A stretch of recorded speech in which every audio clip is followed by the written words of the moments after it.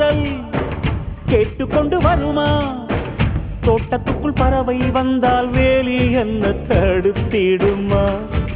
காதல் காட்டு செடி போலே கட்டளைகள் போடும் போதும் பூக்கள் பூக்க மறுத்திடுமா? புலி வாழும் குகையுள்ளே கிளி வாழும் வீரத்தை மனதோடு தந்திடுமே காதல்தான். இது போகும் வழியோ வெற்று பாதை, திரும்பும் வழியோ வெற்றி பாதை, திரும்பிய இதயத்தை அடைந்திடும் பயணம் இது. கடல் தாண்டும் பறவைக்கெல்லாம் வழியில் மரங்கள் கிடையாது, ஆனாலும் கண்டம் தாண்டும் சிறகுகள் வலிக்காது.